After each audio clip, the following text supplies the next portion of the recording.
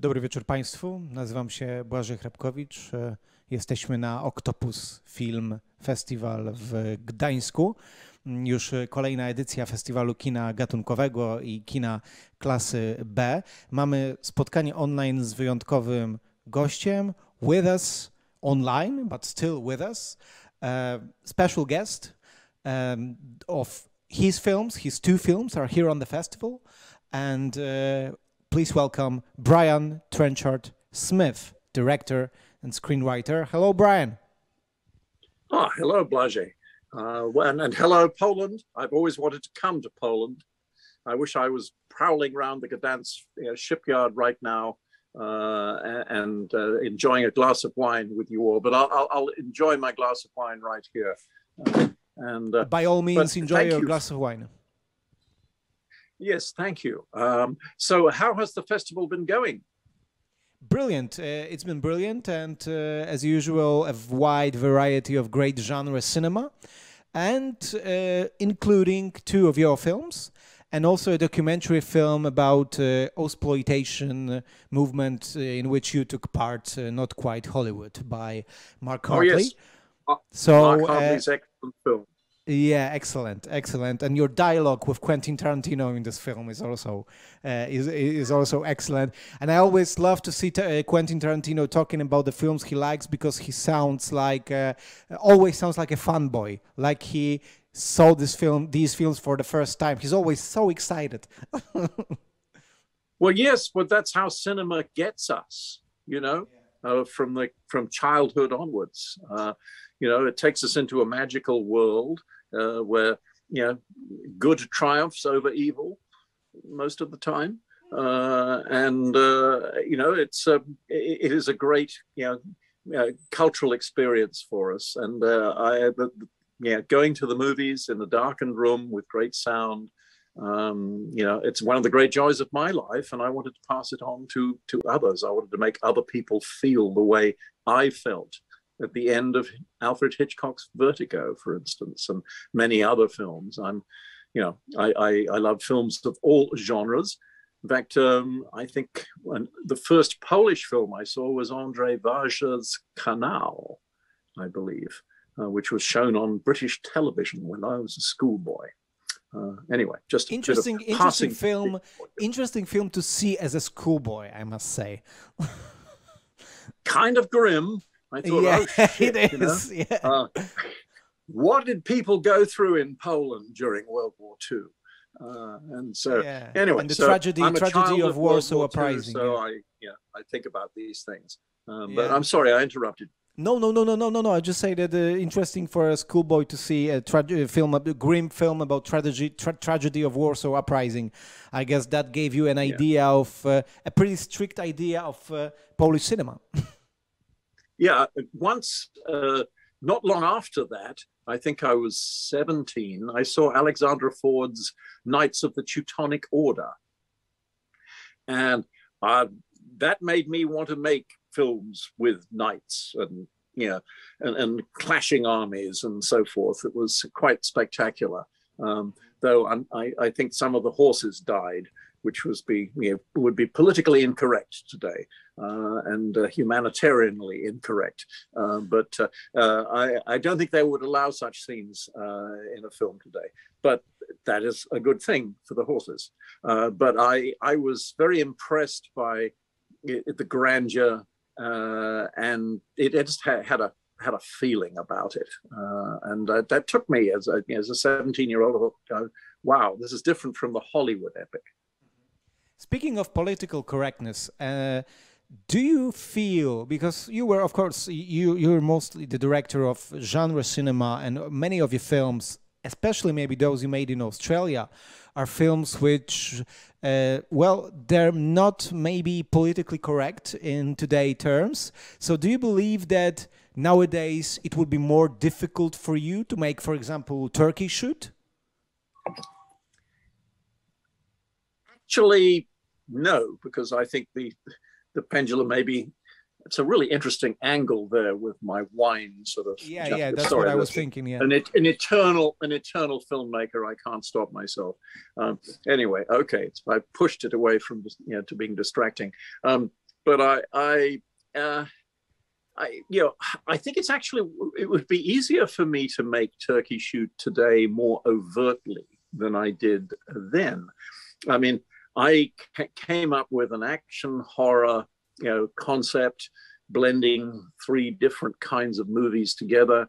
You know, my inspiration was a 1984 meets the Camp on Blood Island, and then they play The Most Dangerous Game, or, you know, Run of the Arrow, or The Naked Prey, or, well, you know, The Hunger Games. Choose your derivative.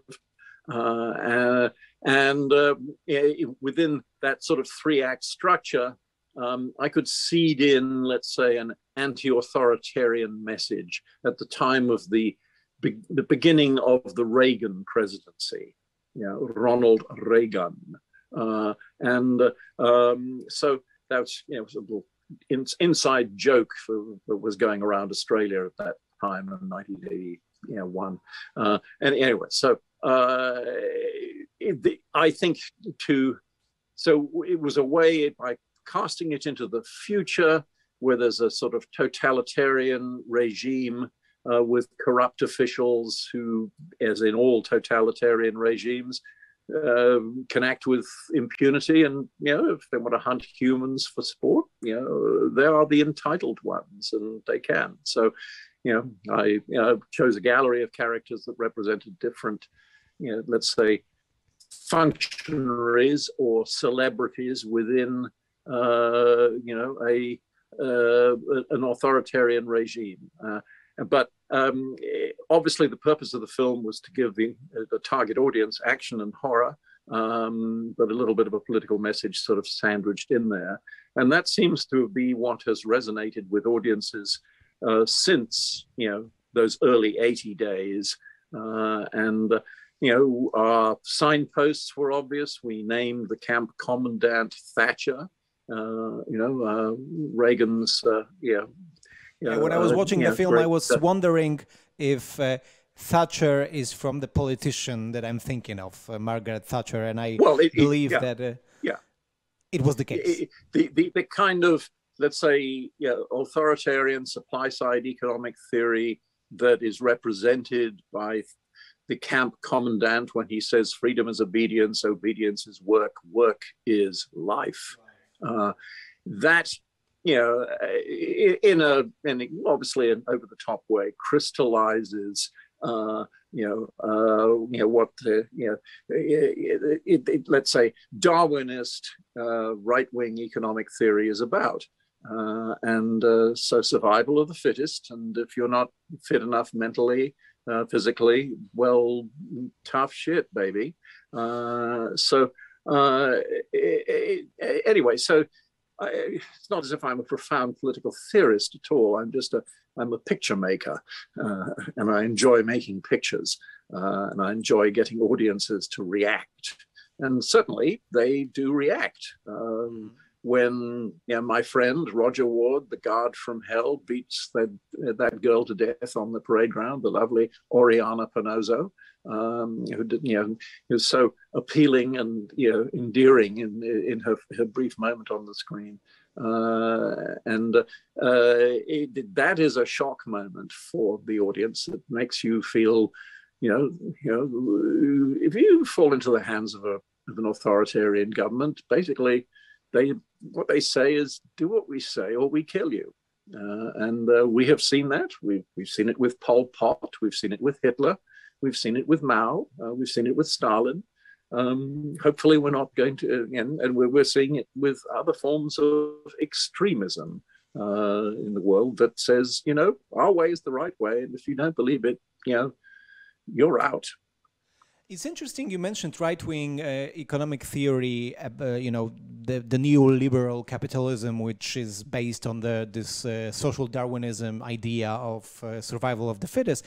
And coming back to what I asked you about, would it be more difficult to make this film today? I think today there is more awareness about this right-wing economy model of being very, very, filled with violence and social Darwinism than it was back then when you made Turkey Shoot. And certainly when I watched Turkey Shoot here in Gdańsk, in Poland, I did it today, I was thinking that this is actually maybe more in sync with today's social thought and political thought than back then. Well, luckily, it seems that I've made a couple of films that fall into that category of being relevant today, and Dead End Drive-In is another one, which was made with a deliberate political undercurrent and a criticism of racism, and it was actually dismissed, scorned, at the time of its release, but it is found an appreciative audience, I suppose, as maybe as audiences got smarter and demanded, let's say, a little bit more brain food in their exploitation movies. And nothing wrong with exploitation movies, but Roger Corman always seeded some interesting ideas in some of his exploitation movies, Death Race 2000 and so many more. So I'm just trying to follow in that honorable tradition, I'm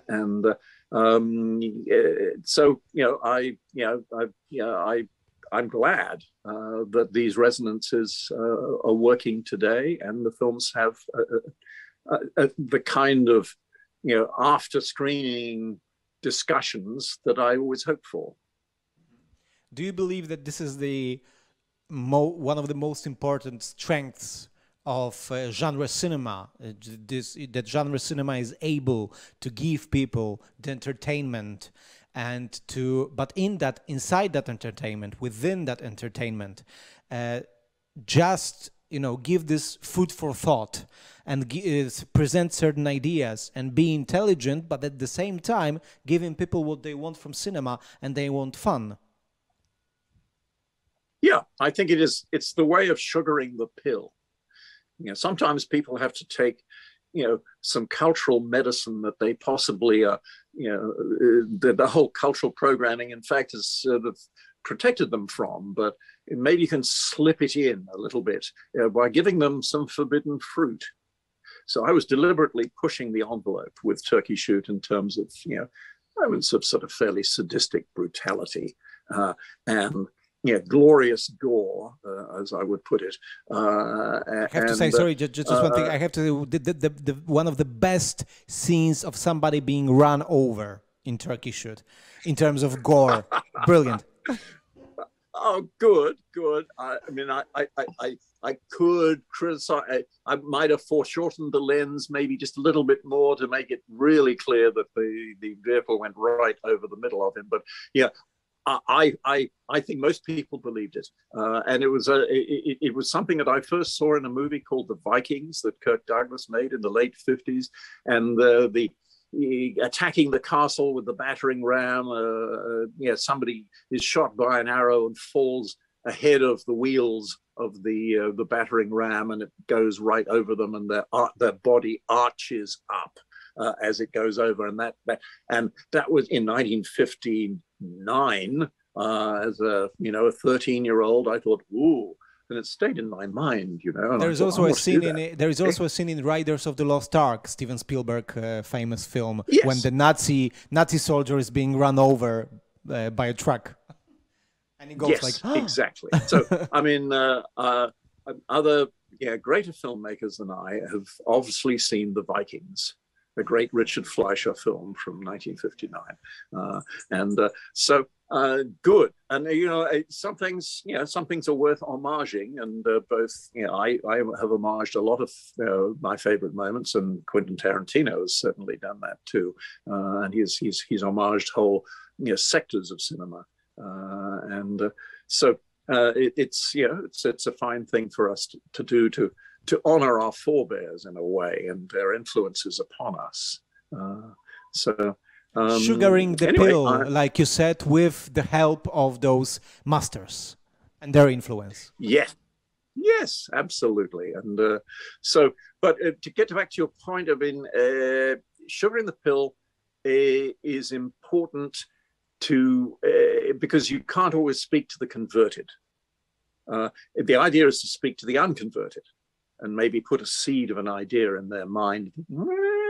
You know, should we really discriminate against, you know, people of a different color? Really? I mean, is it logical? Or should we, you know, allow,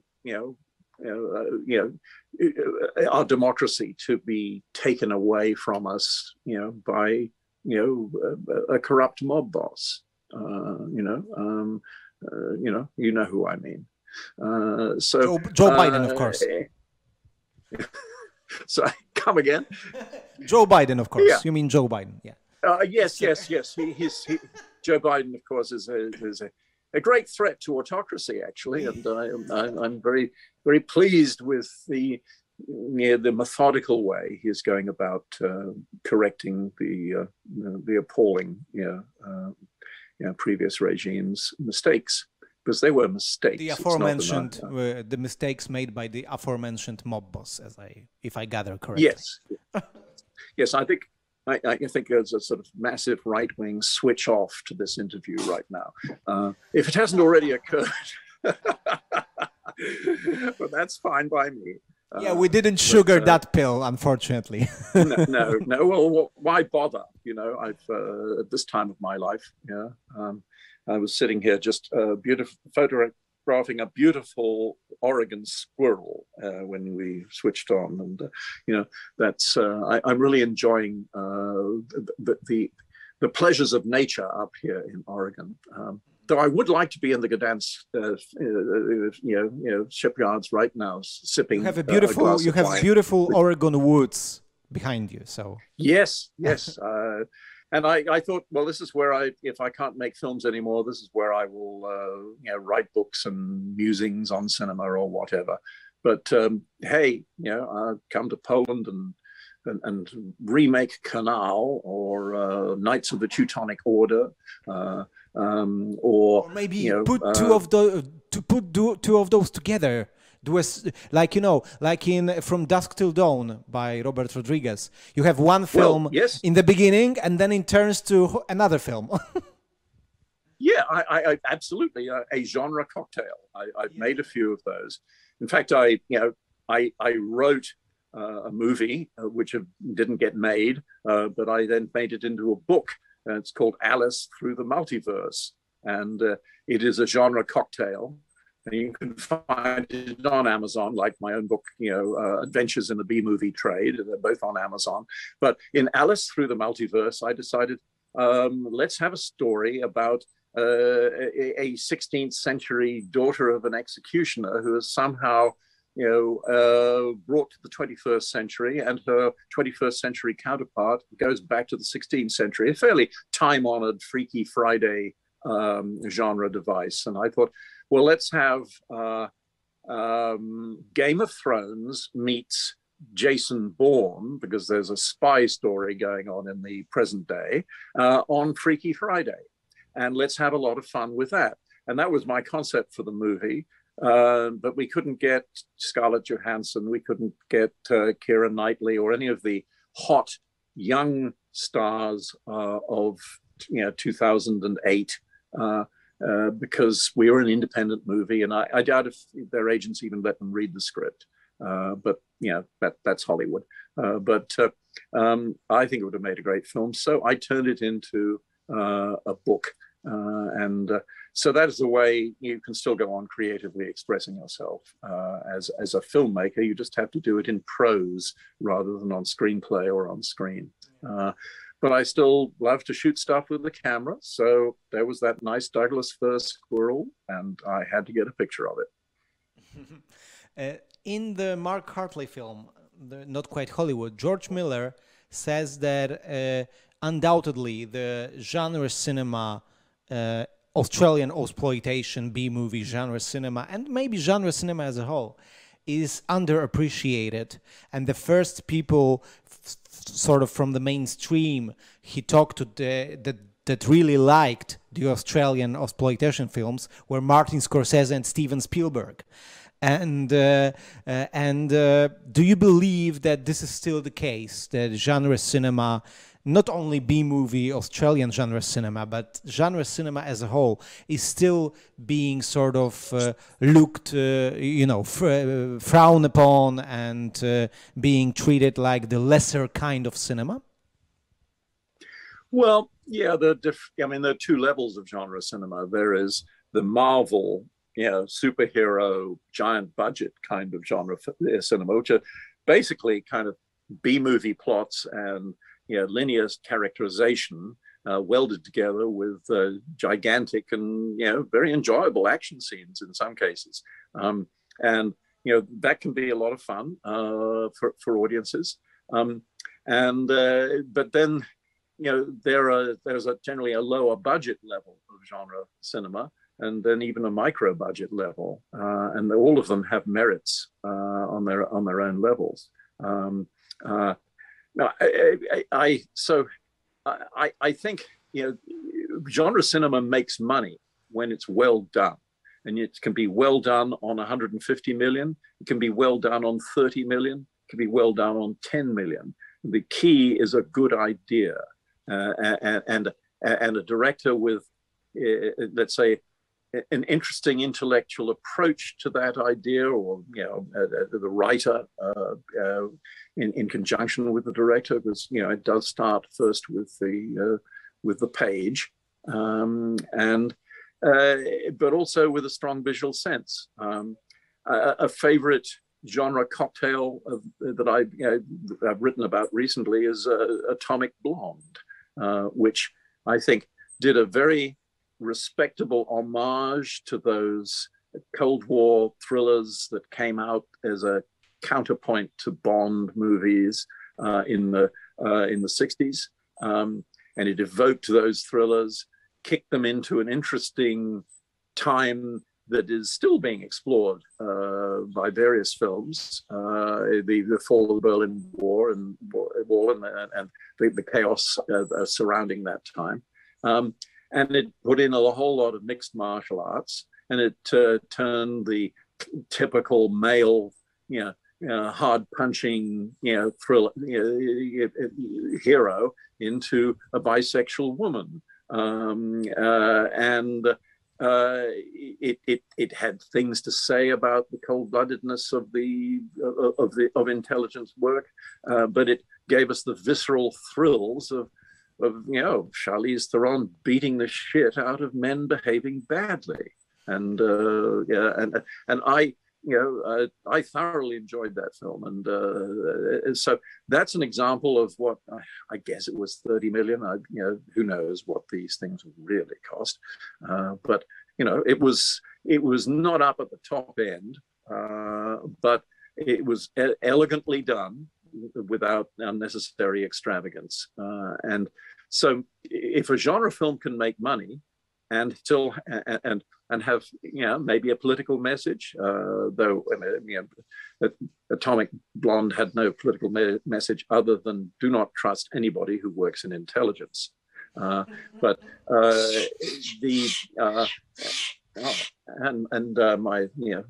the Jaybird there agrees with me.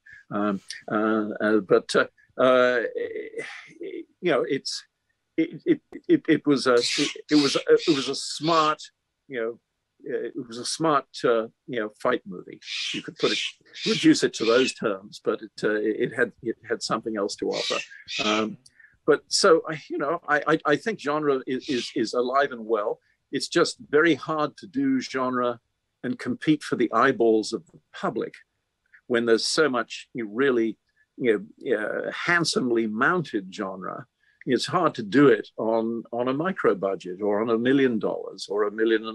I've had to make too many movies of under $2 million that, if we just had, say, twice as much, we'd had 3 million, we could have had a more substantial cast that people would have watched in far greater numbers than they would have watched it with a less substantial cast. And cast is is vital to getting eyeballs to the screen, to people give up their recreational time to watch my movie. Why should they?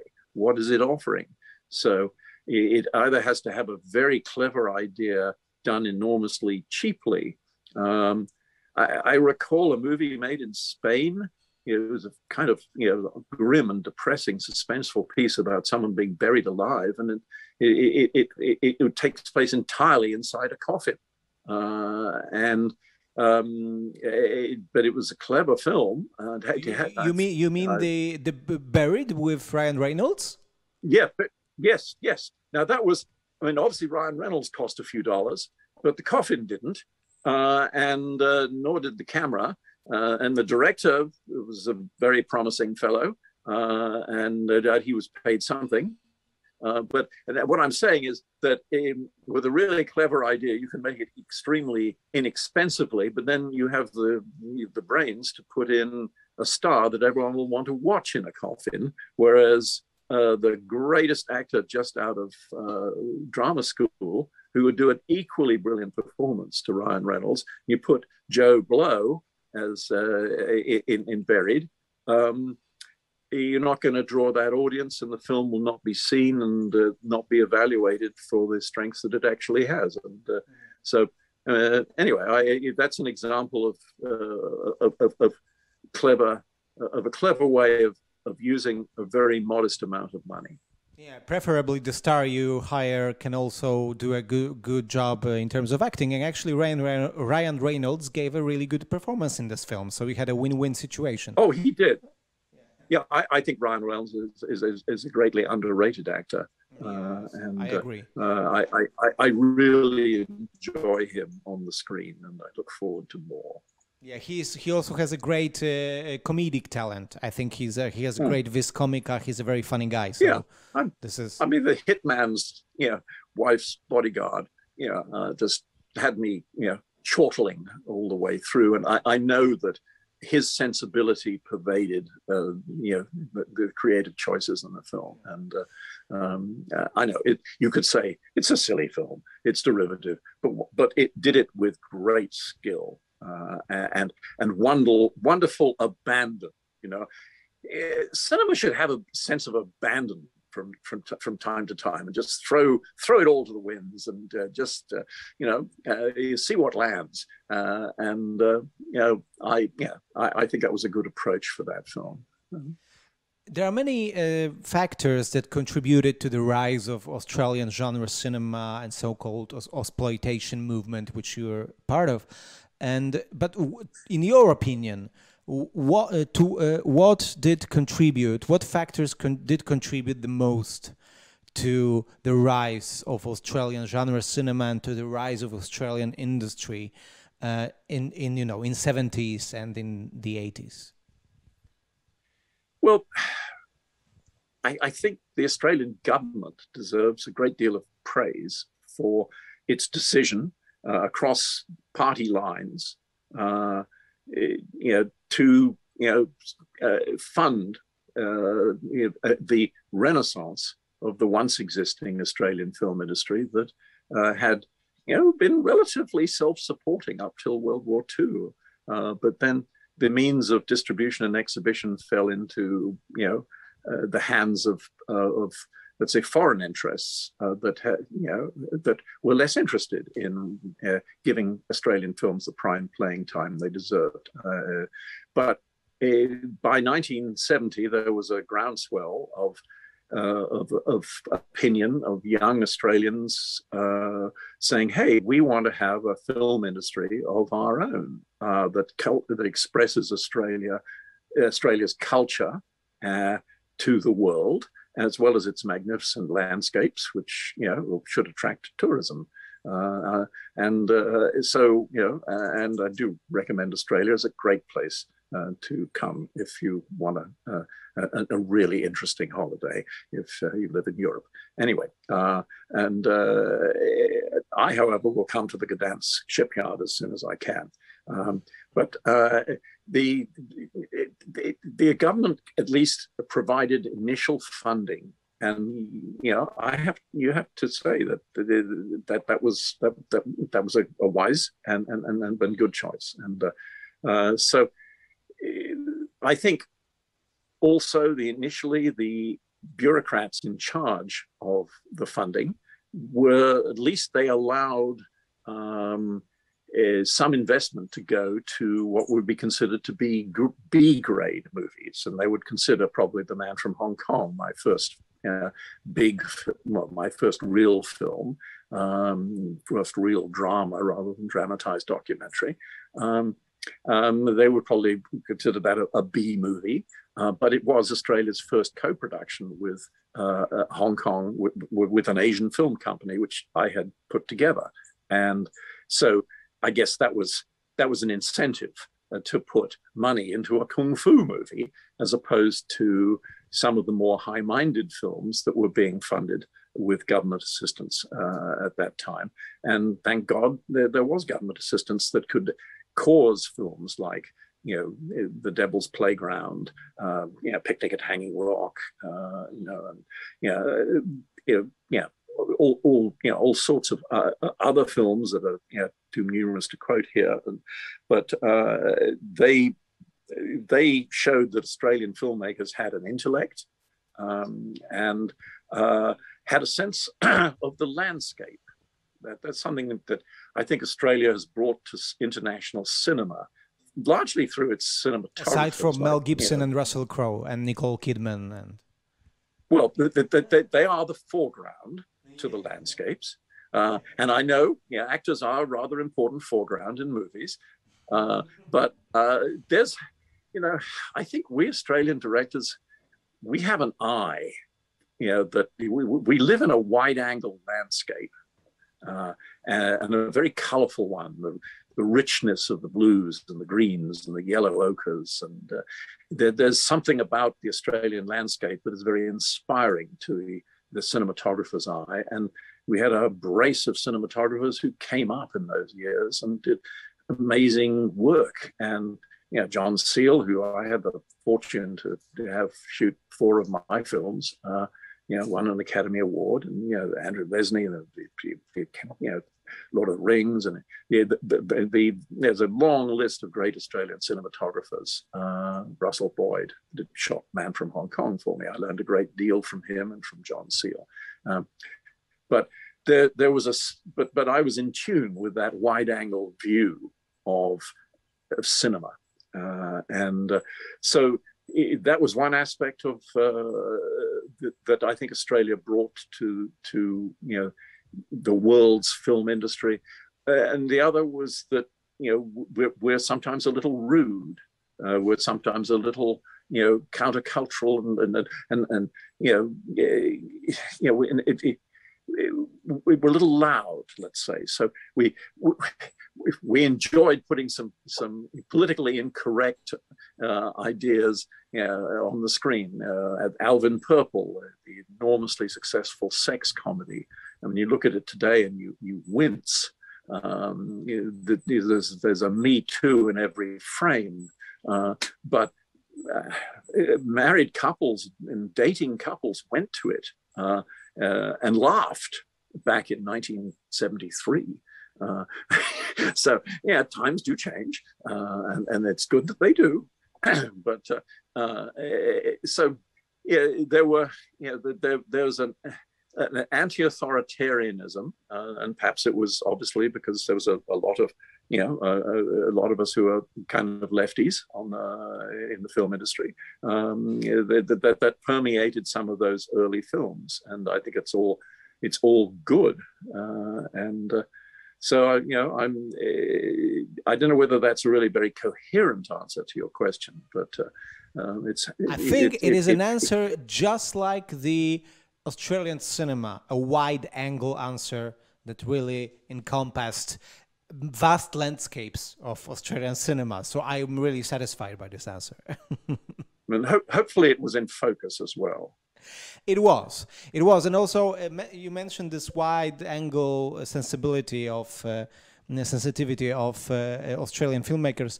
I mean, what better comment to sum up this sensibility then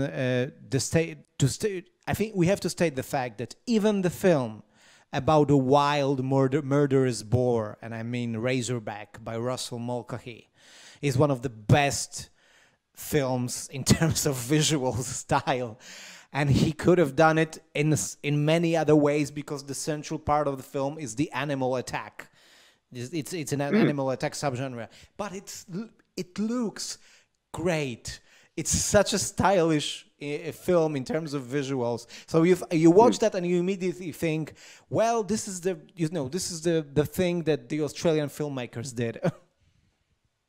Yeah, I think Russell deserves a special praise, I think, for the way he visualized Razorback. And he also worked against some difficulties because the mechanical pig didn't really work very well. And he had to do it all broken down into cuts and a lot of suggestion and a lot of visual sleight of hand, which is greatly to his credit.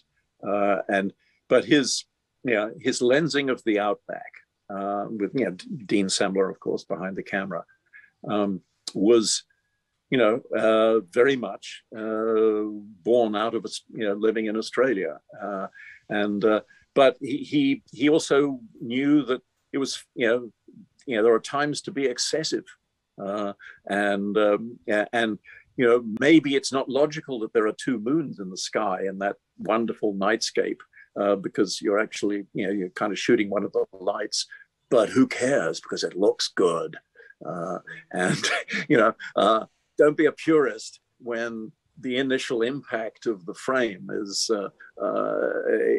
dazzling. So great. So anyway, I always like whatever Russell shoots is always interesting, and even when he's got a more claustrophobic subject. So I hope he's not finished with filmmaking yet. I mentioned Turkish Shoot, also Men from Hong Kong, and many of your films I watched today, and they seem to me, aside from the visual and filmmaking chops that really you displayed in these great films, they also seem very relevant to me. But there is also an interesting thing you said in the Mark Hartley documentary, Not Quite Hollywood, about Turkish Shoot, that it has its shortcomings. Of course, there were problems with the budget, as we know, and there were. But you also mentioned some. I think these were your words, moral shortcomings. And I want to ask you if there are certain films, maybe beside Turkish Shoot, you look back, your films particularly, you look back on now and you say, I shouldn't have done that, in terms maybe not only artistically, but also, I don't know, ethically, morally. Yeah, it is a vexed question, and I am still conflicted in a way about it. I stand by the scene where they beat that girl to death on the parade ground because of the political power that scene delivers. It's anti-authoritarian power. The political message is, I think it's essential, I think, for that level of brutality, even though it is done in almost a black comedic way.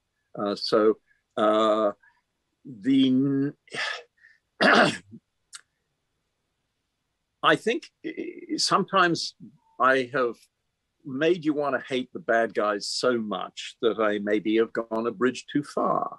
But at the same time, I was thinking, the world horror market is going to respond to this film at the box office if I make it a little harsh. The burning alive of the escapee is something that has also been pointed at as something that was unnecessarily sadistic. At the time, I justified it for the reasons that I've just given you. I wanted you to hate the bad guys and all that their political philosophy represents. So I made Roger Ward toy with him and anticipate the horror that was going to happen, and made the audience anticipate it for as long as I did. if I was to make the film again, I would probably and be shooting exactly the same scene. I might have curtailed the build-up and made it suddenly a shock execution, and the point would have been made just as well. So put that down to my immaturity as a filmmaker at that time in 1981, because on the other hand, I think, well, the film stands, it still somehow stands in its own right. It's possibly a sort of, perhaps it's a slightly sort of off-kilter sculpture that didn't quite work out the way I wanted, because I was on a runaway train trying to hang on, and I'm glad I did, but I winced at a few of my creative errors, and you mentioned a lapse of taste. That would be one. Now there's obviously some lip smacking sexism in the film, and again, that's I was all part of making the bad guys' behavior extreme, so that you get the point. You probably would get the point with 50% less, but that was just me at the time. Yeah, I think because I think it's very risky to I think sometimes it has to be done, but it's also very risky to view cinema through moral and ethical lenses. Sometimes you have to do it because the cinema is not detached from the world, and it has a certain human relationships to it that not only the ones that it depicts, but also the ones that are forged within the crew. Yeah. So it's not like detached from the real world. That's why these ethical and moral lenses are useful also, but it's also very risky, and you have to be sure you won't turn into a bigot, just to make it sound plain. But I also really I asked you about this after watching the documentary, because I also like the way that you can reflect on your work and say that, okay, maybe I should have done it, maybe now I would have done it in a different way, but I did it because this and that. I think it's really valuable. Well, thank you. I mean, if you don't reflect, you do not grow as a creative person. I'm 75 years old. I'm past my use-by date as far as Hollywood is concerned, but I'm at the height of my powers.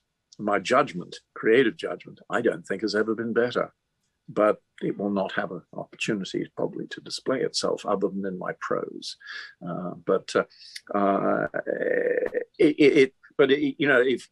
If you can't reflect upon your own work and see, gee, maybe I should have done that better, or maybe that was not the best choice for making the audience enjoy the story.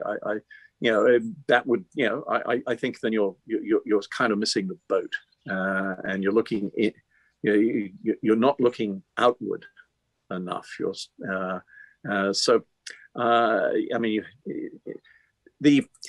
I tell you, there are things that I would not shoot now. And in fact, I have never shot a rape scene, and I've shot a lot of sex scenes, and I did a sex comedy series called Chemistry, which is very politically incorrect, but quite hilarious in places. So that was my excuse.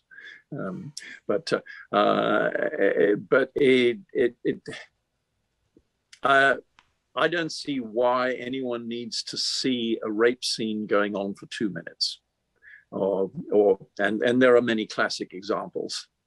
What is the story point? Surely there's